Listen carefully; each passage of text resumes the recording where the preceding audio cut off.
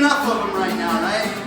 We're all headed off to theaters to watch people with light swords, with superpowers, reading books about tweens with wands and destinies. And it makes sense.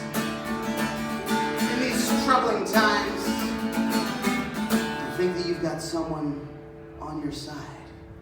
Leslie No filled up a hole just by setting a goal. Pooh Bear filled up one with his butt.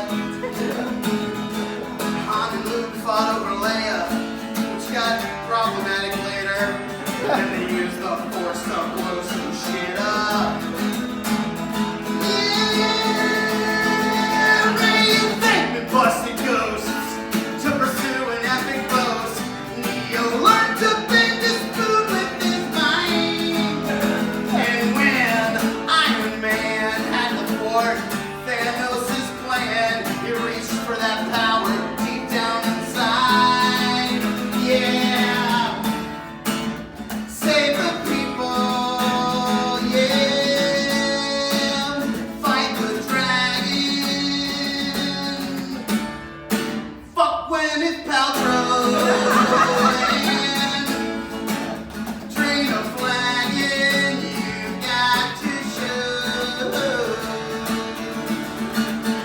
that you got what it takes to be a hero.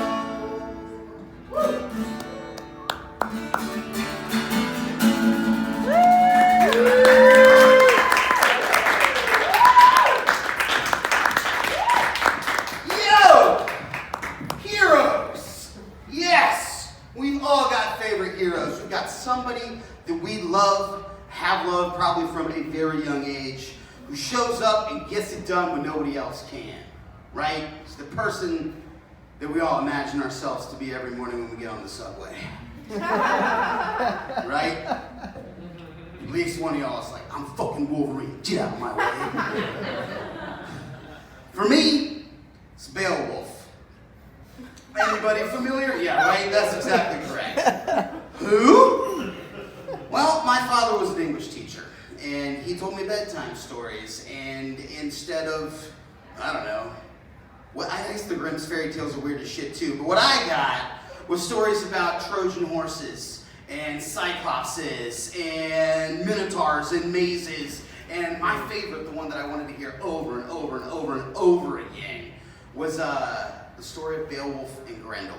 I want to hear the story of a guy who showed up to kill a monster nobody else could kill. Killed that one, killed its mom, fucking ruled his own country for 50 years, killed a dragon and died. It's a dope tale.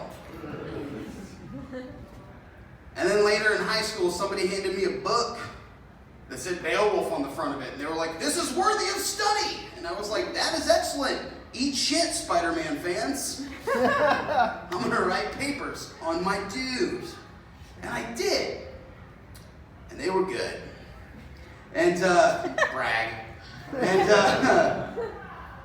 And then all of a sudden Hollywood started making movies about this guy. And I was pumped. Except they were terrible.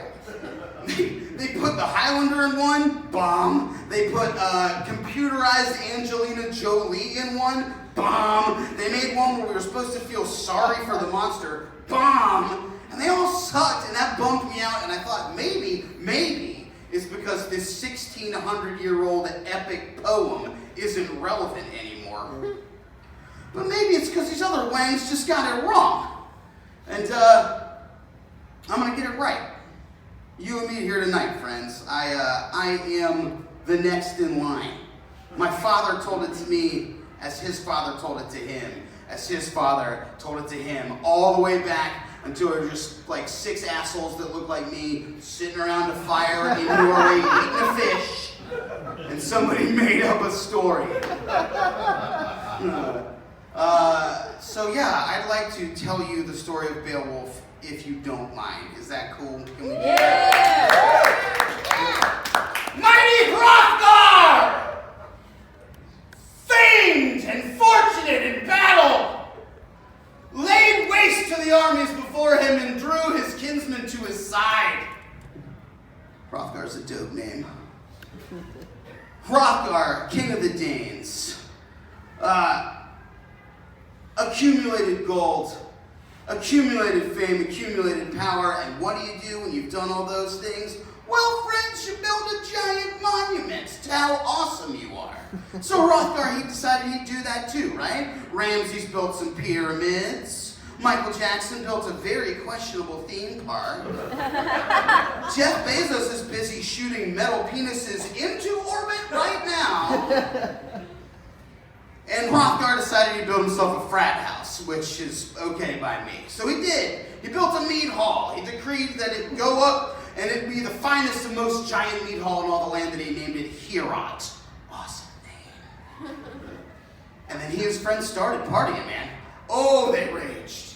Oh, they raged, friends. They partied like their biggest problem was the president getting blowjobs in the Oval Office, and investing in pets.com seemed like a good idea. They partied their asses off. If you basically imagine a Smash Mouth video recast with Game of Thrones extras, and you'll have a general sense of the Heorot vibe. They were partying their asses off, man. And as anybody who's ever lived in an apartment building or tried to vape in public or just been gay knows, if you're having a good time in public, you are pissing somebody off. And unfortunately for the Danes, the thing, the person, the thing, I don't think we have a pronoun for this guy yet. The thing they pissed off was a literal demon from hell. His name was Grendel. It's conveniently close to Grundle. I don't think that's what they were going for. I don't think this 1,600-year-old poem named their villain Tainty McTaintface. But I would feel remiss if I didn't point at that easy-ass, low-hanging fruit. His name was Grendel, and he lived by himself in a swamp, and all he wanted to do was sit there and be quiet and, mind his own business. It's basically Shrek, but from hell. And he did not like that the Danes were busy, hey now, being all-stars to all fucking hours of the night every night. And so he waited. He waited until they were about partied out one night, and he snuck in to the mead hall, and he murdered 30 men and dragged them back to his swamp to eat. It's his first move. Super chill, guy, right? It'd be like, instead of knocking on your door and asking you to turn it down if you're annoying next door neighbor, just sort of started indiscriminately blasting into your apartment with a shotgun. Not super cool. It did, however, get the Danes' attention. And they were like, well, that's weird. I wonder what happened to those 30 guys. We'll just throw another party. Probably a fluke. No big deal. This time, Grendel decided that killing 30 men and dragging them off was just a little bit too subtle. So he kicked the door open mid-party. Boom! Just grabbed the first guy he saw, ripped his head off, and drank him like a Kool-Aid burst. Started ripping guys in half. Danes are freaking out, pulling swords, trying to stab him, fiend from hell. No good, can't penetrate my hide. Get the fuck out. And Grendel proceeds to rip the shit out of the whole place, and everybody fucked off, right? And did not come back. They were done. Heorot, not worth it, right? If cops raid your party, sure, you'll go home. But if a demon raids your party, you're gonna turn into Charles Barkley in the third act of Space Jam real quick. Right? You're just gonna start begging, making weird deals. Please make him go away. But, yeah, Grendel decided he liked it there and hung out for 12 years. For 12 years, Grendel waged a long, lonely, angry war on Heorot. Just anybody who was dumb enough to party too hard there and pass out got ate. That was the deal in the land of the Danes. Look out. And Hrothgar became a joke.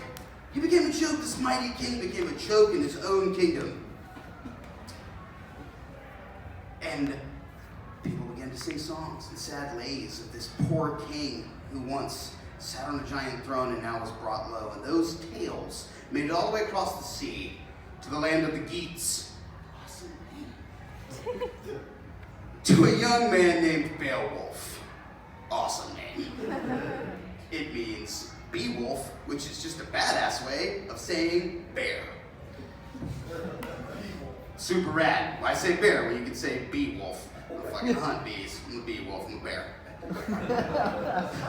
Beowulf hears about an unkillable monster and he's like, fuck that shit. I kill monsters all the time. I'm Beowulf. Let's roll. Squad up, hops in a boat, rolls over, and he's like, what's going on? Here, you guys got a little monster problem. My name is Beowulf, and I fuck monsters up. What's going on?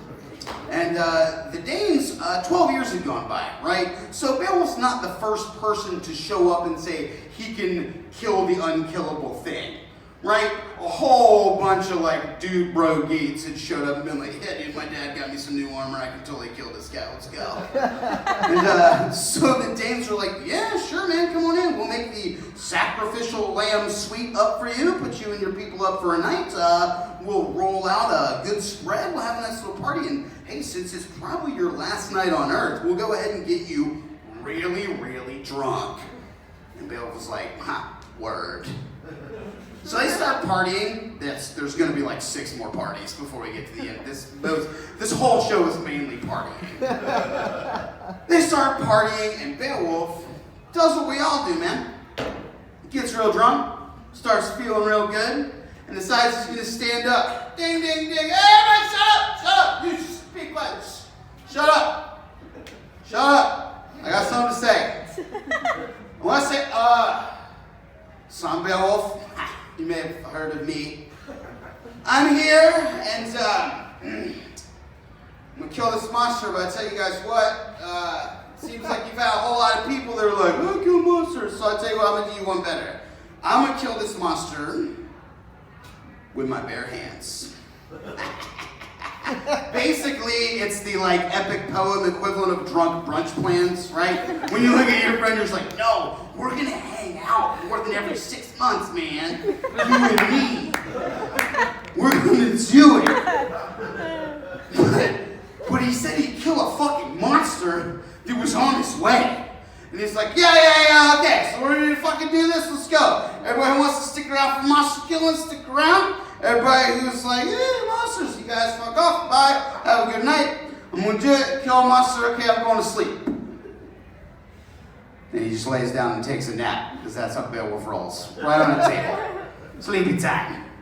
Goes to bed, and hey, guess what? The monster shows up. Grendel comes creeping back up from the fens and the foul swamps and the mists of the night, because it's an epic poem, and and he walks in, and man, this guy's been picking off drunks for like 12 years, and all of a sudden there's just a big Hemsworth-looking buffet in front of him, and he's like, all right. And so he grabs one geek, bites his head off, nummy nummy.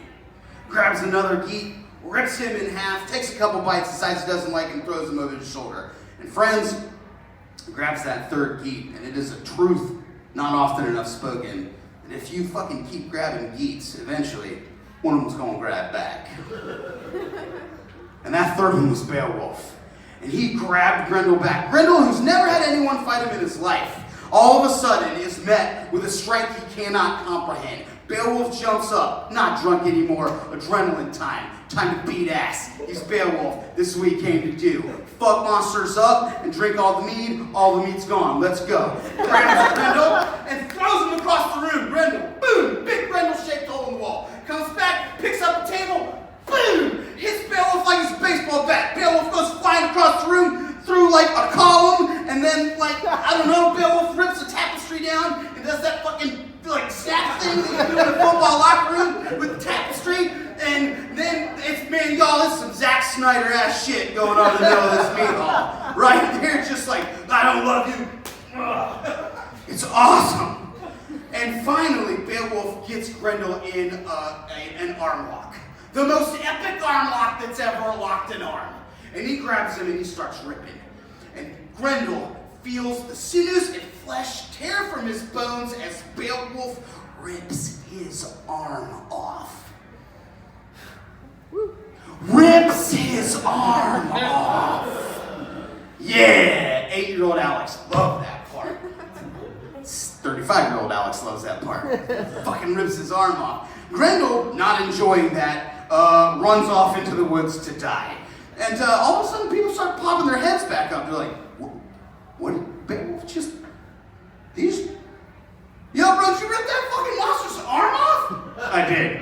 ripped the monster's arm off. And they're like, yes! And it's on! Guess what? Party time! Chad the Geek kicks a fucking keg back into the room. They tap that sucker, and it's on, man. They start partying again, right? If you win the World Series, you don't go clean up, man. You start popping champagne right there in the clubhouse. You just go nuts. And so they're drunk, and they're hammered. Beowulf's wandering around with just a giant monster arm in his hand. He's high-fiving his friends with it, fucking doing the bull dance around the meat hall with a monster arm, playing fucking lute solos on that bad boy. And finally he gets so drunk that he just walks over to the door, sticks the monster arm on it, and nails it to it like, nobody fuck with my house!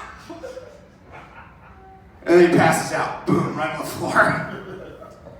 And then the sun rises, man. It always does. No matter how hard you partied, what you said you'd do, whether you did or not, the sun comes up. And Beowulf wakes up like, oh. Hey man, I ripped a monster's arm off last night. Yeah, bro, you did. Fuck yeah, I ruled. I'm awesome. All right, man, that's cool. We did it, boys. Everybody mount up. We're going home. And Hrothgar, remember Hrothgar? Shows back up, really excited that Beowulf has freed his country from this scourge. But he's like, yo, Big B, come here. Come here, dude. Sidebar with Big H. So that thing, the monster thing, it had a mom.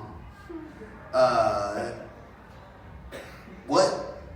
Yeah, man, it had a mom, and apparently she's going berserk in the kingdom right now because instead of being scared that you nailed her son's arm to my door, she's a little pissed off. What the fuck is this? Is this The Force Awakens? Is this the third season of Gilmore Girls? There's just another bigger, scarier monster? Alright, I guess I'll fucking kill that monster too. No, man, you gotta be careful. This one's like real big. Yeah, I get it. Sure, cool, big monster, bigger. I'll kill it. I'll sleep. I'll get drunk. We'll kill the monster. No problem. No, this monster lives in a swamp. Yeah, the other one lives in a swamp. What the fuck? What are we? Shrek 5 now? What are we doing? No, this swamp is way scarier than the other swamp. This swamp is frozen all year round, except also it's on fire somehow at the same time. And also, it's full of snakes that don't mind the ice or the fire, so fire ice snakes. It's full of those. Also, it's behind an impenetrable wall of thorns. Also, nobody knows how deep it is. And Beowulf's like, look, dude, I don't think you understand who I am, dude. I said I'd kill it, so stop trying to put me off my lunch, okay, man? I got one thing to say. Well, let's go kill a monster. It's easy if you try. Let's go kill a monster. Let's punch him in the eye. We'll go down to its lair. We'll wreck its whole dumb shit. Oh boy, killing monsters is legit. I'm gonna punch him in the guts. I'm gonna kick him in the gooch. Gonna wrap his guts around me like a super gross papoose. I'm gonna cut off his dumb head and then mount it on a spear. Hooray, hooray. Monster killing time is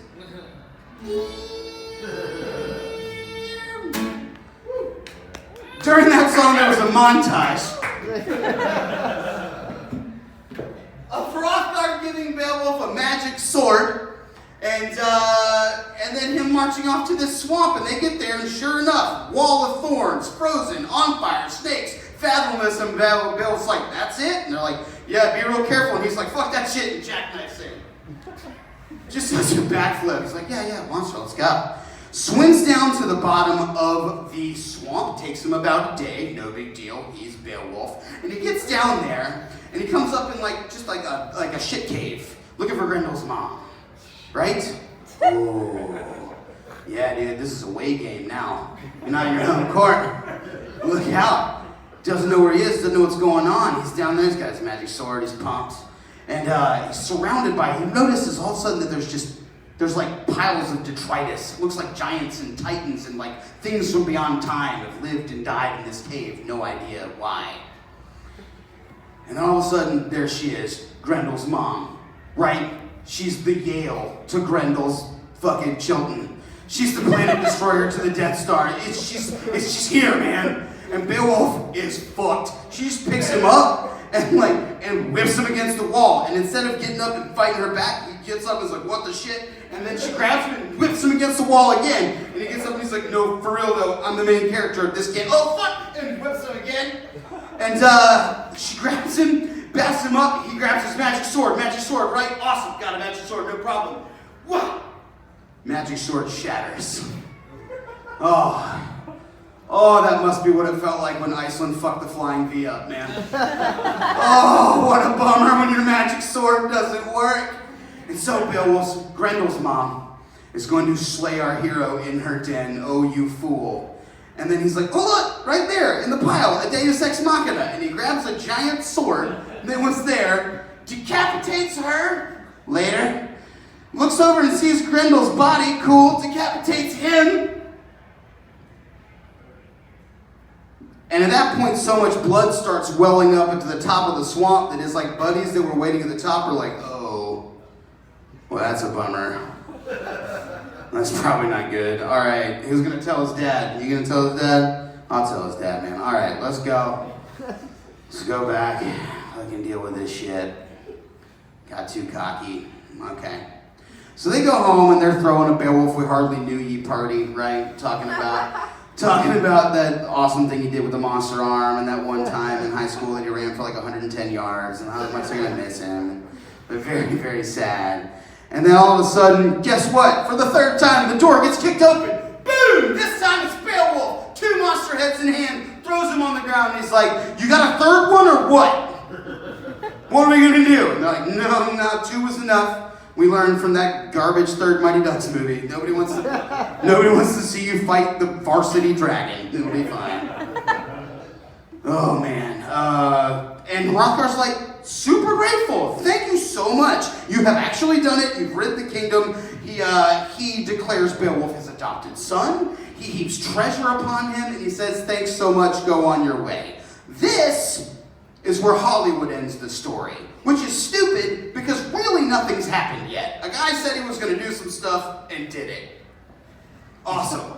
Hard to believe they had to make up a bunch of dumb bullshit to put in these movies. But unfortunately, you can't just have no hero rides off into the sunset, right? There's other stuff. There's shit in the sunset. In our case, a dragon. There's a dragon coming in the sunset.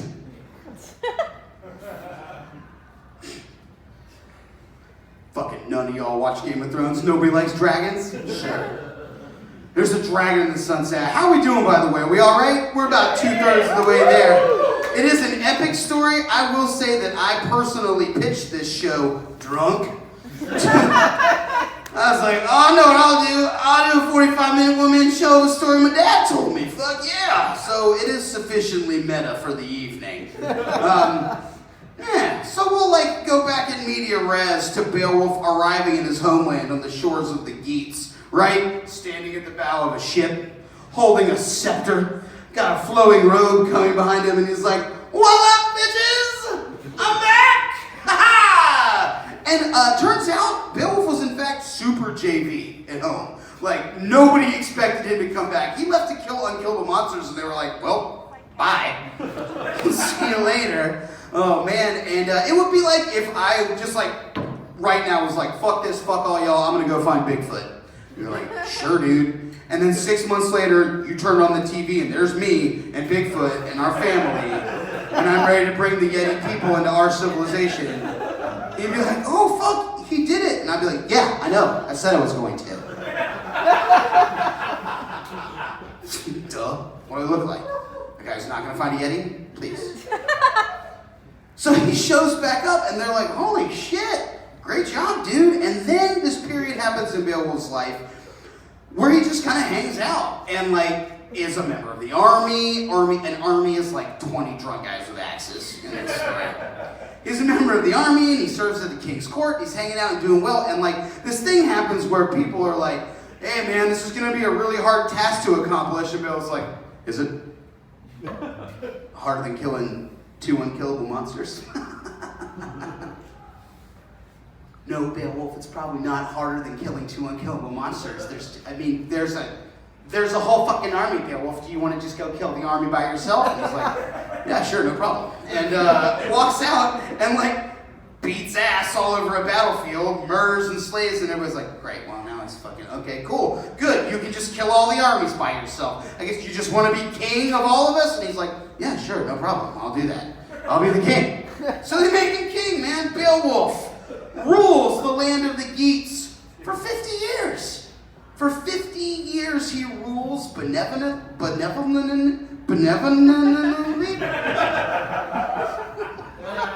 He rules benevolently for 50 years in peace and harmony, because also nobody's gonna fuck with him. If you take your army and come try to mess with the Geats, Beowulf will rip you apart with his bare hands. So everybody just lets them go, and they get lazy and fat and excited and real cocky, and then some shithead wakes up a dragon. Always what ends a good time. Worse than a fiend from hell. Some little dickhead woke up a dragon. Some strange halfling race found a dragon's hoard, stole a cup, woke up a dragon. And Tolkien made a whole thing about that guy. It's a different movie. It's done very well.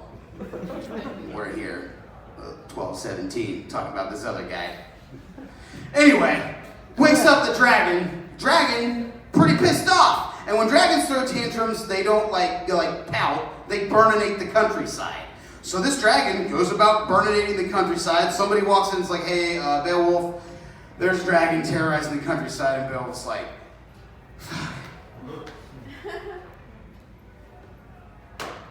yeah, all right, I guess I gotta kill it. But he knows this is the one, you know? They always do. Saviors always know the one that's going to get him, right? Christ in the garden and Harry in that weird train station. They know, man. They know it's coming. But he goes anyway. He takes a second. He's like, I can't kill a fucking dragon with my bare fucking hands. All right, it's what I do. All right, show me to this shitty lizard's gold hole. Let's go. Let's go kick some ass. I'm ready. I'm here. I'm going to need the big magic sword and a big magic shield. Hook me up with those. Somebody bring those in here. All right, let's go. I'm also going to need the 10 biggest, baddest, most awesome warriors that we've got. Unfortunately, at this point, the 10 biggest, baddest, most awesome warriors in Geatland all look like me, right? There are a bunch of guys that are like, oh yeah, sure, I played like a lot of lacrosse in high school. I'm pretty good. Yeah, dude, I was fucking captain of the defense senior year. No big deal. Pretty rad. Let's do it. Let's go kill this dragon. They're just hanging out behind him, and so he goes. He goes off to face his destiny and his kingdom's destiny with his head held high. Same thing, just walks dead ass into the dragon's horde. He's like, sup, dragon? And the dragon looks at him like, what the fuck are you doing, dude? I am a dragon. Like, not a little dragon. This is like a fucking season 7 Drogon, man. This is a dragon. Thank you, Sean. One guy. And he looks at the dragon looks at him, he looks at the dragon looks at him, and then he goes bonkers, man. He just runs right at him. He's like, fuck it. Let's do it. Beowulf! And just like runs at the dragon, and the dragon is it's like the Hulk and Loki at the end of the first Avengers movie. The dragon's like, nah, dude. Back. Whack! Fire breath! And Beowulf's like, oh, bummer. And then the dragon's like, yeah, dude, dragon. And then goes outside to go ahead and just kill any other dumbass mortals who might be hanging about. Which, of course, is our 10 dipshit friends who are hanging around like, hey, man, it's going to be so sweet, man. We go home, tell everybody that we killed a dragon! Oh, fuck me! What? There's a dragon! And we killed a dragon! And there's a dragon! Run! Said one dude. His name's Wiglaf. Less awesome name. He's about to save everybody. His name's Wiglaf. Sorry, bro. Could have been Hrothgar or Unferth or Wheelfowl or anything else that sounds like a Swedish black metal band. Wiglaf. Here I come to save the day, I'm Wiglaf. Wiglaf's not scared, man. Wiglaf gets his lacrosse stick, and he goes running into the dragon's lair, and the dragon is slithering back in to finish Beowulf off, and Wiglaf just right in the dragon's butthole. The poet says soft underbelly, but we know what that means. It's a butthole stab. And the dragon is understandably sort of confused by the random anal piercing, and turns, and Beowulf, in his last desperate act, grabs a hunting knife and just wraps the dragon's neck up, and it's just like, fuck you, dragon! I was just trying to fucking say that people hate you, motherfucker! Please, goddamn it, die! Swamp. He did it. The dragon falls dead at his feet. And he takes one last gurgling breath, makes some finger guns at Wiglaf. And he's like, buddy, I did everything I could, man. I did everything I could. You've got this dragon horde now and all the treasure we've got back at the castle. I kicked a lot of ass, man. Try and kick as much ass as you can, and then he dies. Wiglaf goes back, man. Goes and fetches the 10 idiots. Walks back to Beowulf's mead hall. And walks in and says, the dragon is dead! And everybody goes nuts. Yeah! Beowulf killed the dragon! He says, but so is Beowulf. Huh? What? Who's gonna protect us? Shit. So they do the only thing they know how to do. They build a 100-foot funeral pyre. They put Beowulf on top of it. They lighted a flame. And as they watch the flames consume their king, who is nigh unto a god, they begin to wail and gnash their teeth as they think about the enemies gathering on their borders to come and destroy them. The end.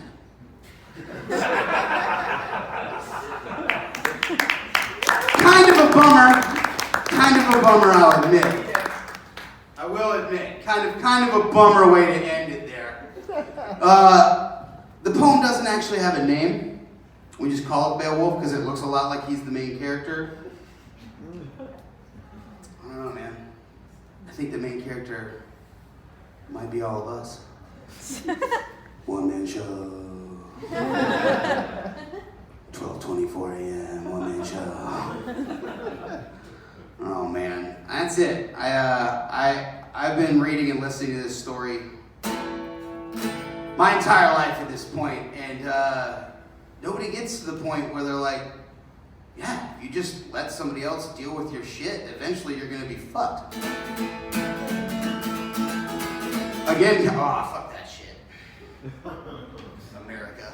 So like America. So I figure we'll send this off on a happier note. Hey, clap. When you're feeling lost and you don't know what to do, you start looking around for someone to put your faith into. Empty out our pockets into an offering bowl. But what's that preacher really gonna do with our souls? Oh, oops, we did it again. Forgot to think for ourselves, my friends. Oops, we did it again. And now, who's gonna lead us out of the wilderness? What good is sinning if I don't get to confess? Well,